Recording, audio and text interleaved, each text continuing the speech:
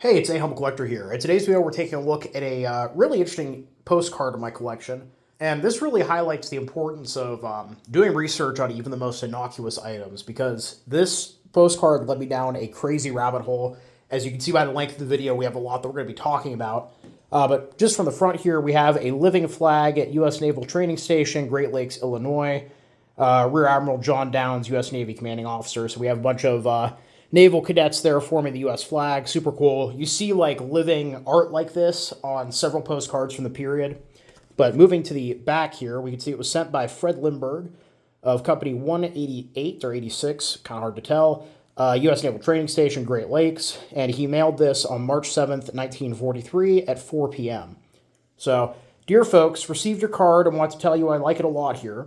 Had a letter from the Bergen, so possibly a friend of his, a little unclear. Glad to hear about the church. Expect to be home for Easter. Love, Fred. And this was sent to Mr. and Mrs. W.S. Evans, 268 Ridge Avenue, New Kensington, PA. Now, interestingly, it took me a while to actually find anything on Fred, because it turns out his name's not Fred. Well, kind of. His name is actually Audley, A-U-D-L-E-Y, Frederick Limberg. So he goes by Fred. This comes up on all of his documents on his tombstone that I found. He went by Fred. Frederick was his middle name, but his first name was Audley. So the first thing I actually found from him was his veterans compensation form from 1950. And from there, I was able to find his enlistment record as well. So Audley Frederick Limberg was born on May 18th, 1923 in Butler, PA, which is about an hour down the road from me, and enlisted in Cleveland, Ohio. Now, according to his enlistment form, we can see that he was working at the Union Steel Company in Youngstown, Ohio, at the age of 19, and was 5 foot 6.5 inches, 140 pounds, brown hair, blue eyes, and light complexion. And going back to the compensation form, we do see that his parents are listed here, but their last names are Will and not Limberg. So I wonder if he was adopted or maybe they're relatives that raised him. It's a little unclear. But per this compensation form, we can actually see that he served from February 8th, 1943 to September 6th, 1943, and then from October 1943 to November 13th, 1945. His service number was 825-6481, and he was applying for $330 in pay for 33 months of service, which was approved in 1950. $330 being about $4,295 today, at least per the inflation calculator I was using. And on the back of this form, we actually see that they list the two ships that he was on. The USS Pennsylvania, which he served on for a month, and then the USS Colorado, which is BB-45. And let me tell you, in his time on the Colorado, Fred lived through a ton. I mean, he was on there for the last half of the war. But prior to that, like I said, he was on the Pennsylvania. So USS Pennsylvania was a Pennsylvania-class battleship, and at the beginning of October, it arrived in Pearl Harbor from San Francisco for bombardment training in Hawaii. And USS Colorado would actually leave Hawaii in late October of 1943. So it seems like Fred was assigned to the Pennsylvania, and then while they were in Hawaii for that like 2 or 3 week overlap where the two ships were there, he got transferred to the Colorado and ended up serving on it for the rest of the war. Now, the Colorado was a Colorado-class battleship laid down in May of 1919. She was over 32,000 tons, 624 feet long, with a beam of 97.5 feet and a draft of 30.5 feet. When she was built, her armaments consisted of 8 16-inch guns, 14 5-inch guns, 4 3-inch guns, and 2 torpedo tubes. While she was based in Pearl Harbor, she was undergoing an overhaul in Puget Sound when the December 7th attack happened, and as such, she avoided any damage that day. Now, following this, she did some patrol work off of Fiji and the New Hebrides, and she left Pearl in October of 1943 for Tarawa with Fred on board. In addition to Tarawa, Colorado was present at Saipan, Guam, Tinian, Leyte, Indian Gulf, and Okinawa. And over the course of the Second World War, she would be awarded 7 battle stars. So, all of those battles from Tarawa onward, Fred was on board the USS Colorado. And admittedly, I wasn't super familiar with the Colorado's service history during the Second World War. And it turns out they took a lot of damage over the course of the conflict. So at Tinian, Colorado was supporting the landing operations there, and she came within 3,200 yards of the shoreline. And little did she or the ships with her know that there was a Japanese gun battery that was holding their fire, waiting for them to get as close as possible. And so she ended up taking fire from 3 Japanese 6-inch guns and suffered 22 hits as a result, killing 43 men and wounding almost 200 more. As soon as she started taking fire, Colorado peeled off away from the island, and the other ships in the task force pretty quickly shelled that battery out of existence, but the damage had already been done. And during my research, I found a really interesting set of articles on the website World War II Rex. And in reference to this shelling from the Japanese shore battery, now one sailor that was stationed on board Colorado as well at the time, Robert E. Lee, noted that blood was literally running in streams down the galleys following this bombardment. Now, this makes sense given the amount of casualties that there were, but also the fact that apparently most of the casualties came from the AA gun positions, which are, relatively exposed, and given the size of a 6-inch shell and the amount of damage it can do, it's not exactly hard to imagine what those gun positions look like following this damage that they took. Now, Robert E. Lee, who noted this, per the article I found on World War II Rex, he would actually be killed in the next set of damage the USS Colorado would take, which was a kamikaze strike at Leyte. After being wounded in this strike, he was transferred to the destroyer USS Whaler. Then he was transferred to the USS Bountiful, where he died 6 days later at 8:30 a.m. on December 3rd, 1944. So, unfortunately, Robert did not survive the war. But on this World War II Rex website, I found a really interesting diary entry in this article about Robert talking about the kamikaze strike on the ship. And this is from the diary of shipmate George E. Menner. November 27th, 1944. We arrived early in the morning. I will never forget that because I was at Sky Control, and I was the first one to spot all the ships, battle wagons, mines, and tin cans. It looked peaceful as the island surrounded us completely, but we had an air attack, and the ships, Maryland, New Mexico, and us were there.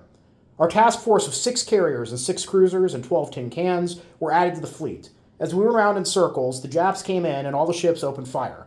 The Louisville took a hit on the turret. The planes kept coming in on us as we couldn't tell if our radar was working the way it should because of the land. At 1 in the afternoon, a couple of planes came in and hit us on the port galley deck. The explosion of machine gun bullets roared as it hit. Now, before I continue here, I will put a small warning. This diary entry is rather graphic from this point out, so if you're a bit squeamish, I'll put a timestamp here, but moving on. Parts flew from the fantail to the bow of the ship 100 feet into the air. The flash almost blinded me as it flared up all over us. I didn't know what happened for a minute. I felt a small piece of flesh hit me in the chest, and one guy in front of me complained about his knee, which was cut. I knew then that we were hit. They said there was a fire, and I hooked up the hose to the hydrant and turned the pressure on. 4 or 5 of us put it out to some extent, and then threw the shells and powder over the side, and we could hear the wounded men holler and yell for help. It was an awful-looking mess. We expected to get blown to pieces as we threw the shells over the side. I did it because we had to save them and ourselves, too. After the fire was out, I helped carry the wounded out, and the fellows moaned with pain, and legs were lying all over. Some fellows had their heads blown off, and some burned to death. My buddy Steve had his leg hanging by the cord. As we put them on the stretcher, the flesh would fall off as soon as we touched them. Many fellows that came aboard knew were blown to pieces. I sure felt terrible to see it all. I thought I could never stand to see it all. 21 men killed and 40 wounded from that one plane hit. 9 from my division got killed and 18 wounded. The casemate and the guns 6 and 8 were completely blown to pieces. My gun, number 4, was next to that, and it was covered with shrapnel all over. Blood was coloring the water red. It sure was a place that I never want to see again. After we moved out all the wounded and dead, we took them down for care. The doctors and corpsmen worked day and night on them, but some died from their wounds. After that, we went out on the galley deck to see what happened. The shield about the casemate was penetrated with machine gun holes. It knocked out a 40mm gun and one of our 5.25s. We all looked for souvenirs, and so far I got a few plain parts of the wing.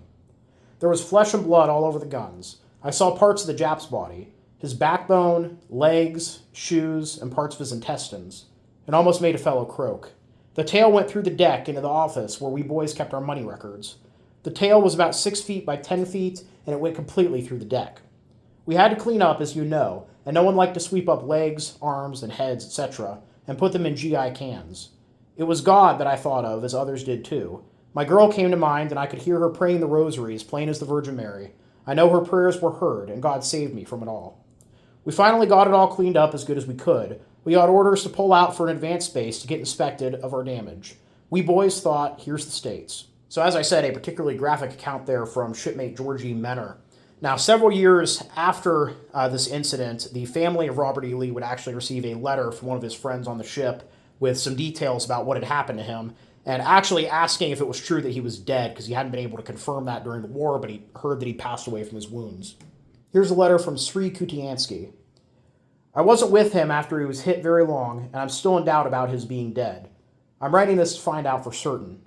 We had some swell times together. I was 17 years old then. In fact, we got into that air attack, 3 days before my 18th birthday, November 27th, 1944. Robert and I, were opposite gun crews at that time. Maybe some of the other fellows wrote you about that day. In case they didn't, and I know you must wonder how it happened, I'll give you a brief account.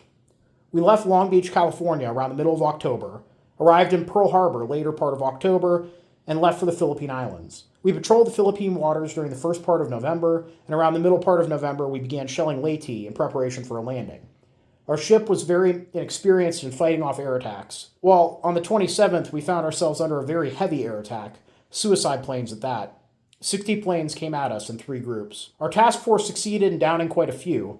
All the planes that attempted to crash dive us, big ships were their main objective, were shot to pieces or missed and crashed into the sea around us. Except for this one. He was coming head on for the gun I was on, and at the last minute had one wing partly shot off, which threw him off balance, and he crashed head on into the gun next to the one Robert was a gun crew member of. The gun he hit had 10 men killed outright, and the one Robert was on, the men were shot up. Robert was pinched between an 8-ton gun and the gun shield. In fact, there were 2 of them caught there, Robert and a fellow from Missouri. The other guy screamed his head off, and believe me when I say this, although Robert was in great pain, wedged in there like that, scarcely able to breathe, he never weakened a bit or showed signs of fear, a man to the end. But after he was freed from that gun, he passed out. He joked to the last minute with me. I last saw and talked to him while he was lying on a stretcher, waiting to be taken off to a hospital.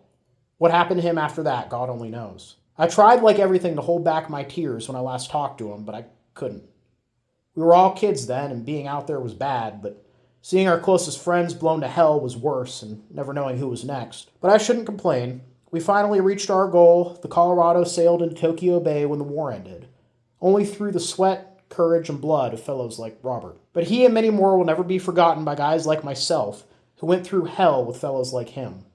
No one will ever know what it was like down there in the Pacific, unless he had a share in it. I guess my share was reserved. I got mine at Okinawa. I still have a piece of shrapnel in my head.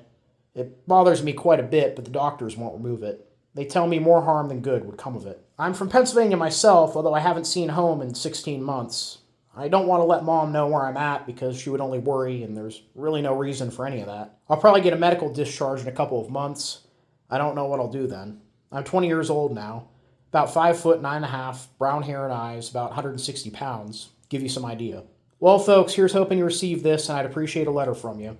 Sincerely yours, W. Kutiansky. P.S. He talked about his steady girl a lot and showed me pictures. She might be interested in this letter too. Maybe. So yeah, Kutiansky's letter there is really powerful, I think. It shows very obviously that he has some survivor's guilt from the incident that Robert was killed in and for the war in general. And he clearly suffering from not only physical injury, but it seems like with the regrets and everything else, he probably has PTSD as well. So I don't really know what happened to Kutiansky after this. The article I was reading didn't say, but hopefully he was able to go on and live a good life. Following this Kamikaze strike, as he noted in his letter, Colorado went for repairs and eventually was sent back out into combat. And unfortunately, she would take one more set of hits, this time at Lingayen Gulf. She was hit by several 5-inch shells from a friendly ship, which ended up striking her air defense station and killing another 18 men and wounding over 50 more. And following this, as he said, Colorado would end up in Tokyo Bay at the end of the war, and she would be transferred to the Reserve Fleet in 1947 and scrapped in 1959. Now, I'd like to say that Fred got to live a long life after the end of the Second World War, but unfortunately he didn't. He died October 2nd or 9th, there's a bit of a variance in the records I found, in 1966, of coronary insufficiency due to atherosclerosis of coronary vessels, so heart disease. And at the time of his death, he was actually still working as a steelworker, this time as a foreman at the J&L mill in Rochester, PA. Interestingly, his death certificate notes that he served in Korea as well, but I couldn't find any information about that period of his life. And he and his wife, Mildred, who died in 2009, so she outlived him by over 40 years, are buried in the Robinson Run Cemetery in McDonald, PA. But just think about that. So 1966, as we said earlier, he's born in 1923, so he's only 43 years old at the time of his death. And as I get older and I keep researching this stuff, when I started this channel, I was in college. I was 19, actually, same age that Fred was when he joined the Navy. As I've gotten older, now I'm older than a lot of these guys were when they were in the Second World War. it just strikes me, how devastating this conflict was, not only for the families that lost people, but even the ones that survived, like Kutiansky, we were talking about earlier. Just the amount of guilt and pain in his letter is just so evident. And again, this shows the importance of researching pieces in your collection that maybe don't look like they have much going on, because without this single postcard that Fred sent while he was in basic training, we wouldn't know any of this. I wouldn't know any of this. So, it really shows how important the research is. So, I recognize this is a quite long video, and I know we went a bit off topic, but I just found the story of Robert and the first-hand accounts there so interesting, I had to include them. So I hope you don't mind.